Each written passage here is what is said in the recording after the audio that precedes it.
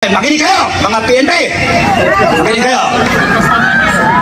Ayokong mangyari, mga AP, makinig kayo. Ayokong mangyari yung ginawa ng mga institusyon sa mga Pilipino. Huwag niyong gagamitin yung batas laban sa mga taong bayan. Makinig kayo, ha? Kasi galit ako. Galit ako. Ngayon, ayaw ko na isa dito masaktan. Ayoko. May isang Pilipino rito masaktan. Tandaan nyo, ilagay nyo sa utak nyo. Ang sino man masaktan sa inyo, tawagan nyo kami ni Buhay. General Beltran. Tawagan nyo kami. The moment na may isang Pilipino rito ang masaktan, isa lang ang requirement ko. Strike one lang. May isa lang pokpokin dito, may isa lang itilgas dito, may isa lang iposas dito. I will declare a people's revolution. Mga PNP, makinig kayo. Ayokong mangyari, mga AP, makinig kayo. Ayokong mangyari yung ginawa ng mga institusyon sa mga Pilipino. Huwag niyong gagamitin yung batas laban sa mga taong bayan. Makinig kayo, ha? Kasi galit ako. Galit ako. Ngayon, ayaw ko na isa dito masaktan. Ayoko. May isang Pilipino rito masaktan. Tandaan nyo, ilagay nyo sa utak nyo. Ang sino man masaktan sa inyo, tawagan nyo kami ni Buhay. General Beltran. Tawagan nyo kami. The moment na may isang Pilipino rito ang masaktan, isa lang ang requirement ko. Strike one lang. May isa lang pokpokin dito, may isa lang itilgas dito, may isa lang iposas dito. I will declare a people's revolution. Lahat tayo. Kung ayaw ninyo na ang taong bayan, kung ayaw ninyo yung taong bayan ay magalit sa inyo, kung ayaw ninyo, umalis kayo, lumayo kayo. Your purpose here is to serve and protect. You protect the people. Hindi yung kayo ang mangsasakit sa tao. Hindi yung kayo ang mambabambo, mantitirgas kayo. Subukan nyo, isa lang. Alam nyo ba, that's my first order. Isa lang ang saktan dito, sabihin nyo sa akin. Tatayuan namin kayo. Isa lang. Meron dito, it will be in effect a people's revolution. And babalik ako sa gobyerno. Mag-a-apply ako sa gobyerno. Babalikan ko kayo lahat sa gobyerno. Mag-a-apply ako janitor. Janitor. Oh, sino yung mga janitor ko? Mga janitor, taas sa kamay. Dami kong janitor. Taas sa kamay. Alam nyo bakit janitor applyan ko? Lilinisin ko ang angas ng gobyerno. Lilinisin ko ang bulok na sistema. Papatayin ko lahat. Kaya nga, ang isipin ninyo, kailangan ko ang sovereign will ninyo. Ibalik natin ang death penalty. Ibalik natin. Ang sino man gumawa sa inyo, kaaway natin. Huwag kayong papayag. Huwag kayong papayag na upakan tayo. Opportunity ko. Huwag kayong papayag na upakan kayo. Huwag na huwag. Bansa nyo to. Hindi kayo alipin sa bansa ninyo. Hindi kayo kriminal sa bansa ninyo. Ngayon, pangalawa. 2-3 araw ko nang pinipigilan ang FGF sa Mindanao. Kating-kating na sila. Kaya sinabi ko sa kanila, kung merong masaktan dito, babakas ang buong Mindanao.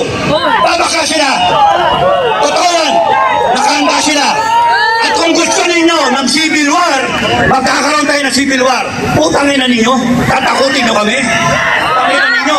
Saan galing ang kapangyarihan? Saan? People of the Philippines. Sa taong bayan.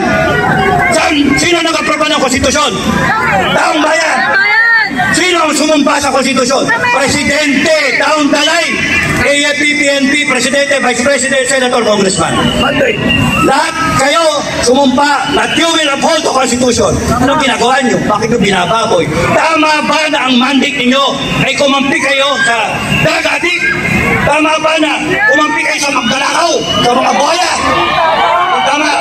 Kaya kung ako at kami, hindi kami pwedeng janitor para linisin. Mag-apply kami sa slaughter. Alam niyo slaughter? Kumakatay ng baboy. Upakan namin lahat. Baboy naman, binaboy tayo. Kaya, tandaan nyo mga kababayan, isa lang ang saktan sa inyo. Isa lang. Why? Because sa FGF, ang aming simulain at ang aming usapan, we protect each other. It is about time that the Filipino people protect each other. We protect ourselves from tyrants, from magnanakaw, mga droga na yan, mga buhaya, at kung kayo, AFP at PNP, magpapagamit kayo sa mali na katwiran at gagamitin yung batas laban sa amin na kami naman ang gusto namin ipatupad yung batas na yan. Eh bakit nyo kami aawayin? Isa lang ang pukpukan nyo sa amin, isa lang masaktan. Pukpukin mo si Badong. Lahat kayo, lalabanan namin. Sino? Si Badong. Wawa na siya, Badong. Wala si Badong.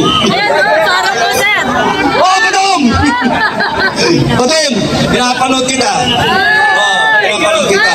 PNP, ang una yung pukpukin. Ngayon, tama pa, pagka nakasakay kayo sa sasakyan, napagka-flat tire na, papaandarin mo pa yung sasakyan. Hindi. Tama ba na ipipilit paandarin yung sasakyan? O sino man yung driver na yan? Patatakbo yung sasakyan? Hindi. Anong gagawin? Normal. Ipapalit mo yung spare tire. Sino spare tire ngayon? Si Sara. Okay?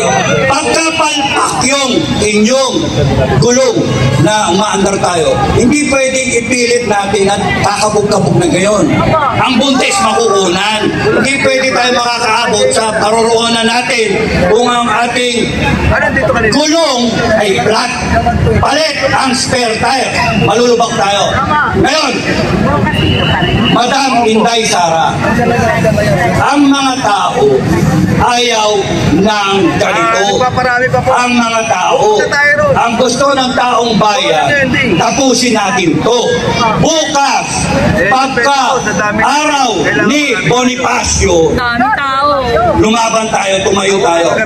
Pagka kayo pinukpok, mag-declare na ako ng People's Revolution, bumalik kayo, may dala-dala kayong itak, bolo, baril kung gusto ninyo. We will protect ourselves. We will protect ourselves. Kaya, ang unang putok, tandaan niyo yung kwento ko, sa Makati, ang unang putok manggaling sa gobyerno, hindi ko sa mga nagre-rebelde. Yun yung kwento ko. And naayos ang sitwasyon noon. Lahat sila may bala, may baril. Pero naayos. Kasi yung gobyerno nag-isip, si Enrile, General Enrile, tanggalin yung baril, tanggalin yung magasin ng baril. Kaya kayo na matino sa gobyerno, mag-isip kayo, tanggalin ninyo yung bala ninyo, tanggalin nyo yung isip ninyo na uutusan ninyo na sasaktan yung taong bayan. Kami mga Pilipino, tatayuan namin kayo. Ang saba, gusto kong i-announce na ang KBL under the leadership of Commander Aguila, Rodel Dupaya, aka Commander Aguila from Cagayan, yung organisasyon ng KBL ay kilusan ng mga bagong leader sa Pilipinas mula Luzon, Visayas at Mindanao. They are 20 million. And sinabi sa akin, sabihin sa inyo, nadidinig mo ito, Governor. Nadidinig mo ito, Commander Aguila. Alam ni Marcos to. Sinasabi nila na sila, they are na-address nila ang kanilang suporta kay Bongbong Marcos. Ang KPL, all 20 million, sabi ni Commander Aguila. So, suporta sila sa FGF, Filipino Guerrilla Forces. Suporta sila sa paninindigan namin. Kaya huwag kayong matatakot. Pag kami nangyari sa inyo, I declare a People's Revolution. Bumalik kayo dito, magkarmas kayo. Bumalik kayo, may kutsilyo, itak, bambo, tubo. Sinong tinakot nyo? Takot ba kayo? mag-invite kayo ng mga kababayan. Mag-tipon-tipon dito para magdasal. Okay? Ang sinasabi ko is, kung merong mananakit sa inyo, sabihin nyo, no? Ang nangyayari kasi dito, takutan eh. Gusto ko ipakita ninyo na hindi kayo natatakot, na nasa tama kayo. Gusto ko ipakita, galit kayo, para sila mag-react. No? Okay.